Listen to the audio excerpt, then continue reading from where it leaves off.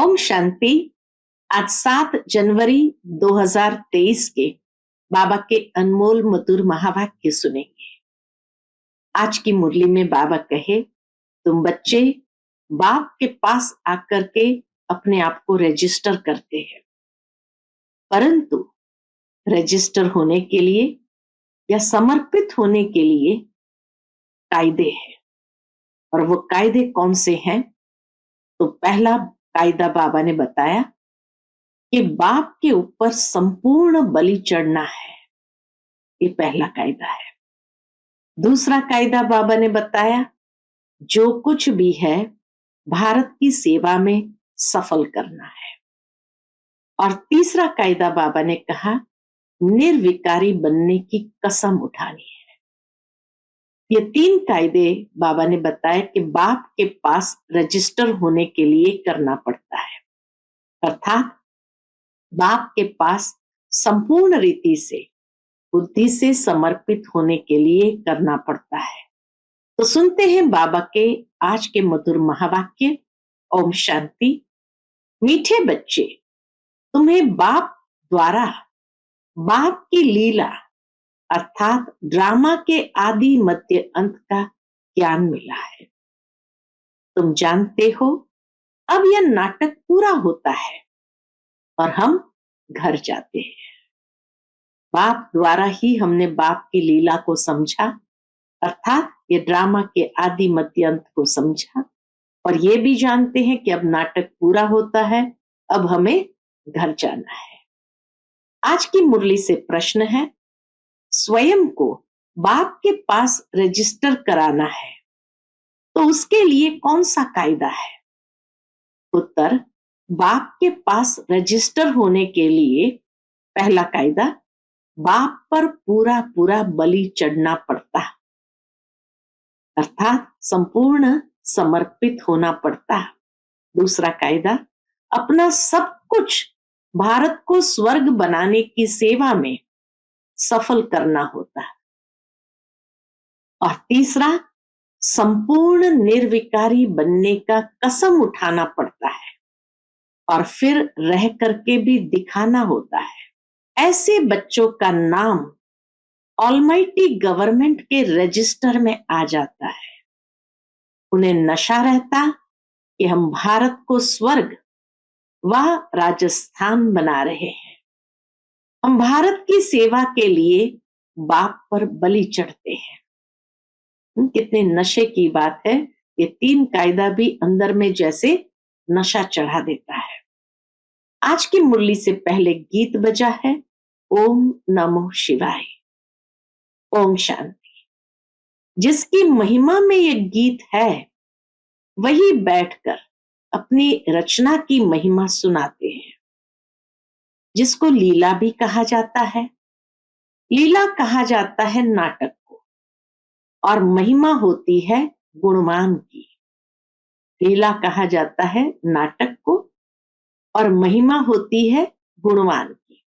तो उनकी महिमा सबसे न्यारी है। शिव बाबा की महिमा सबसे न्यारी है।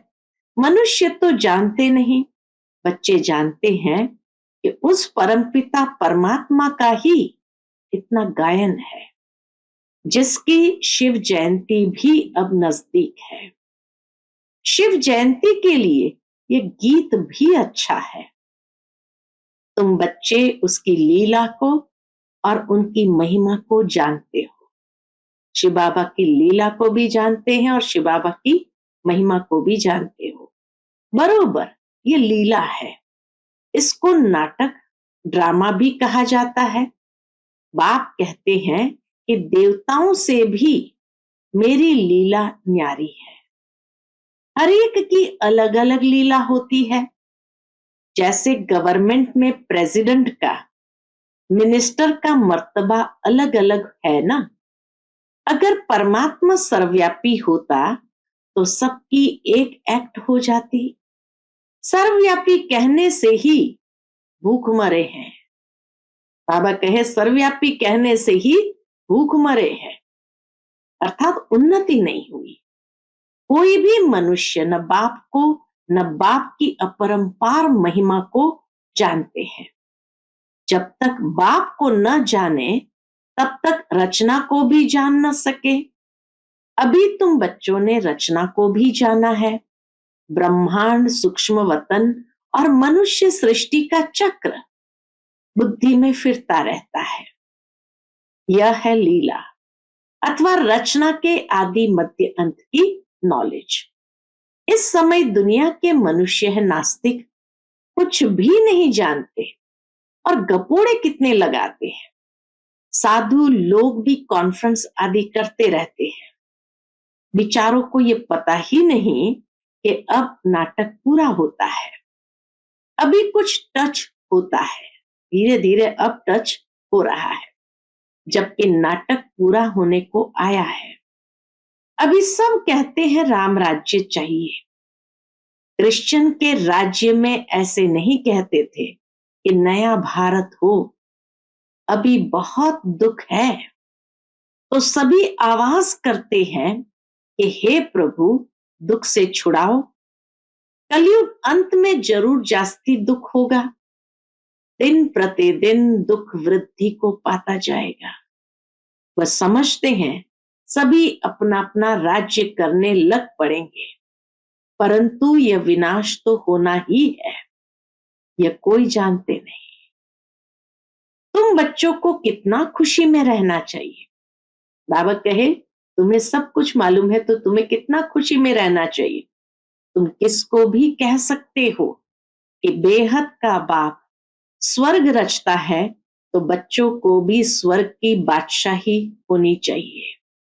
भारतवासी खास इसलिए याद करते हैं, भक्ति करते हैं, भगवान से मिलने चाहते हैं, कृष्णपुरी में जाने चाहते हैं, जिसको ही स्वर्ग कहते हैं, परंतु यह नहीं जानते कि सतयुग में ही श्री कृष्ण का राज्य था।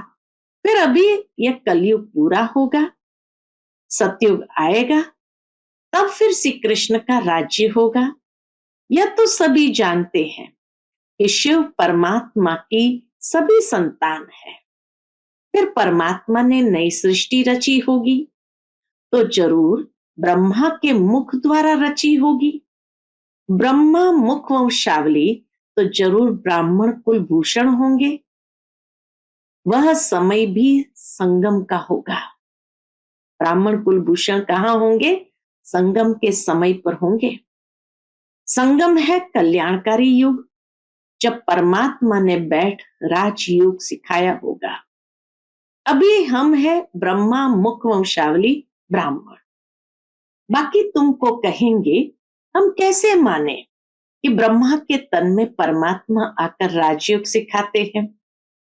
तुम भी ब्रह्मा मुख वंशावली बन राजयोग सीखो तो आप ही तुमको भी अनुभव हो जाएगा।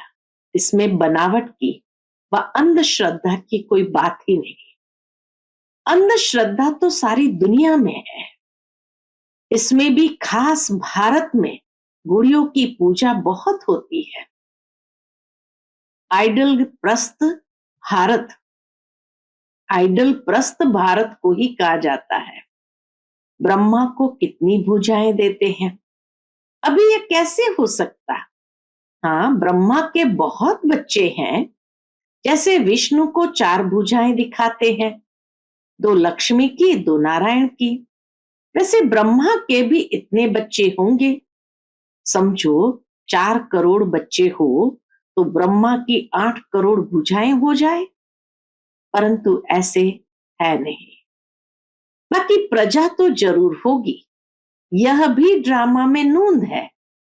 बाप आकर ये सब बातें समझाते हैं।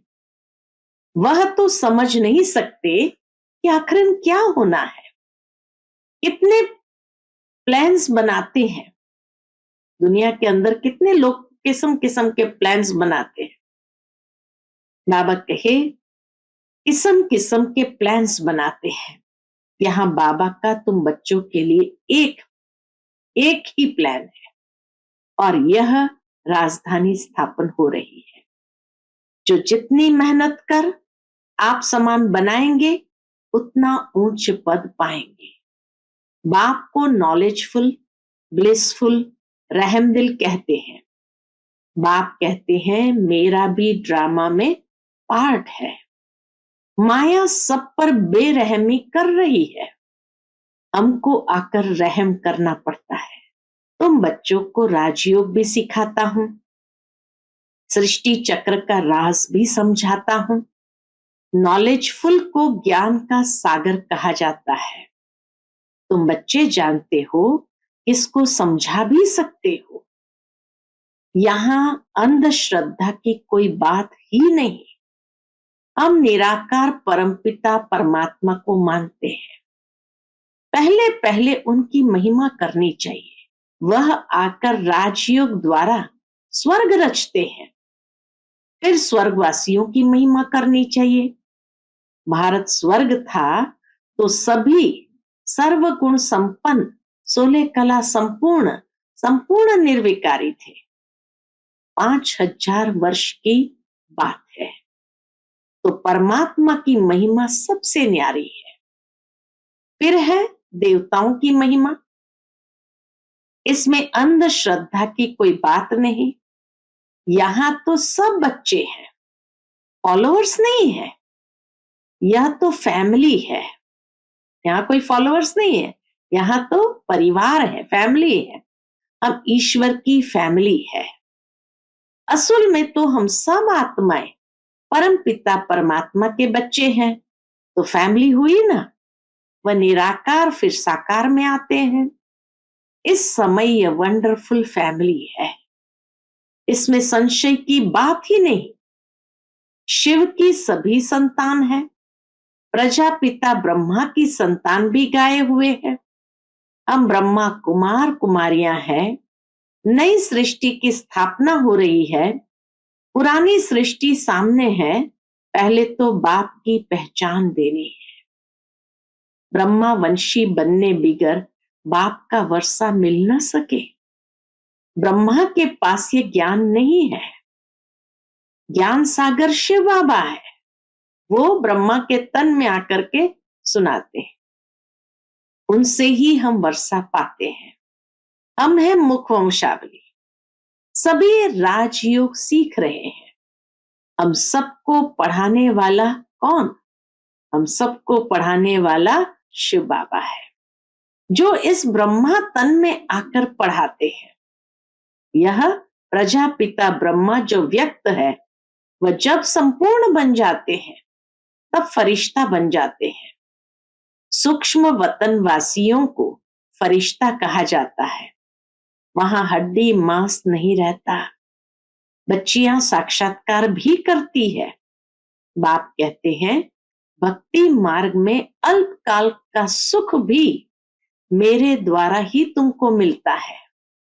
दाता मैं एक ही हूं, इसलिए ईश्वर अर्पण करते हैं। समझते हैं ईश्वर ही फल देते हैं। साधु संत आदि कभी नाम नहीं लेते हैं। देने वाला एक बाप है। करके निमित्त कोई द्वारा दिलाते हैं, उनकी महिमा बढ़ाने के लिए।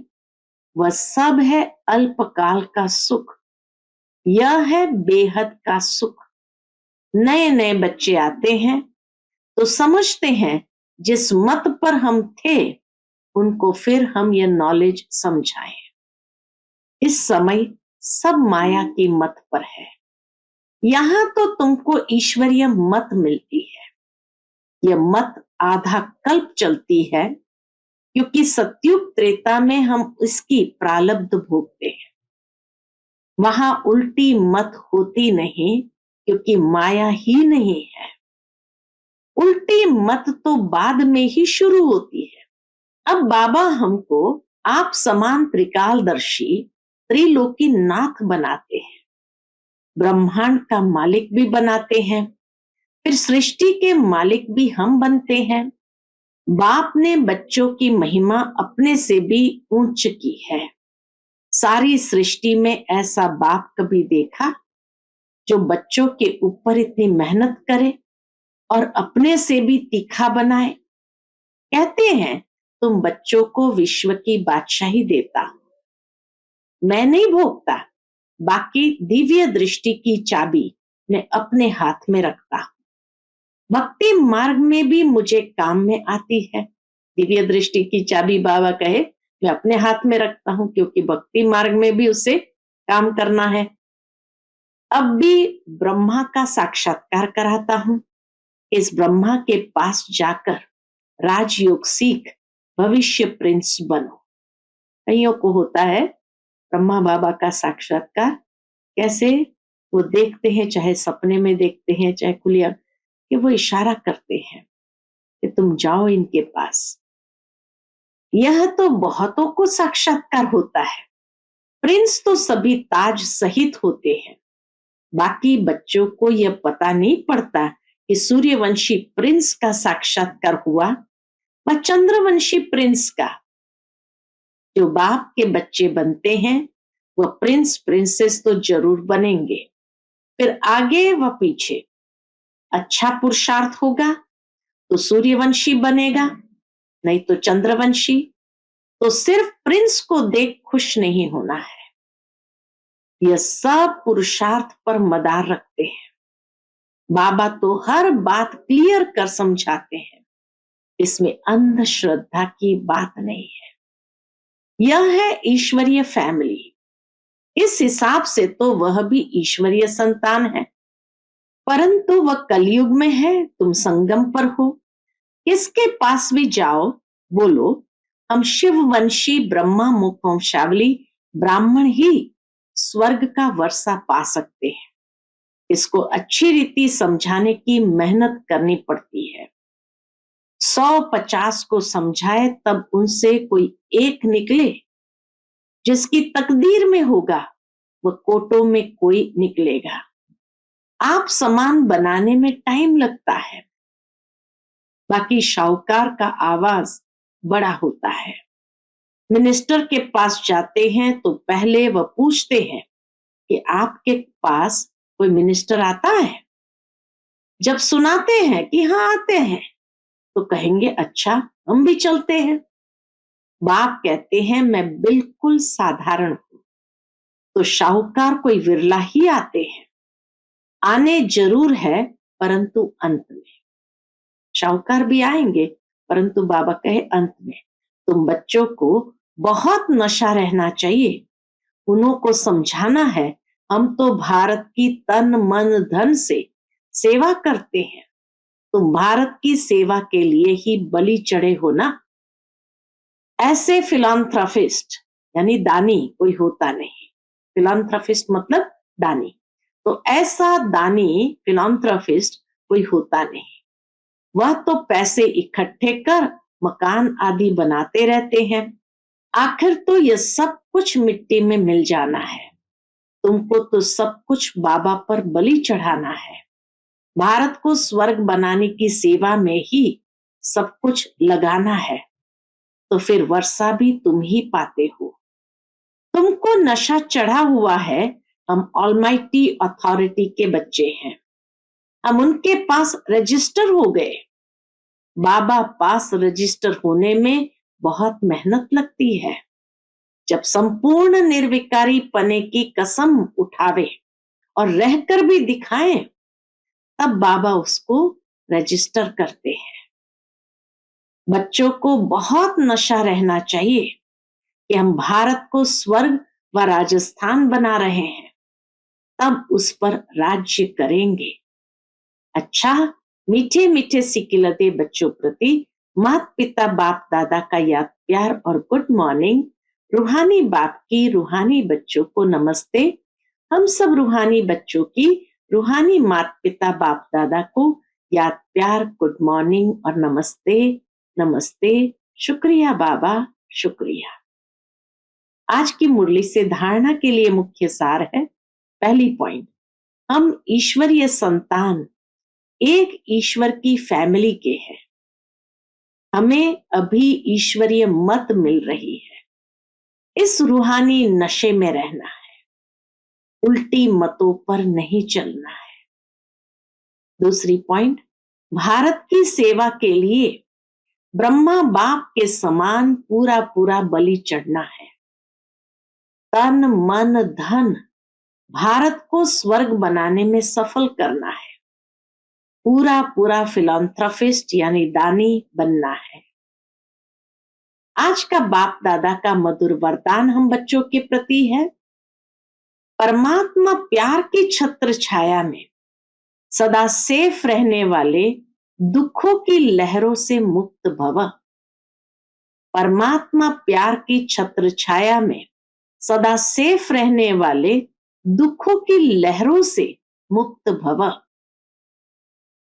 जैसे कमल पुष्प कीचड़ पानी में होते भी न्यारा रहता है। कमल पुष्प कीचड़ पानी में होते भी न्यारा रहता है, और जितना न्यारा उतना सबका प्यारा है। ऐसे आप बच्चे दुख के संसार से न्यारे और बाप के प्यारे हो गए।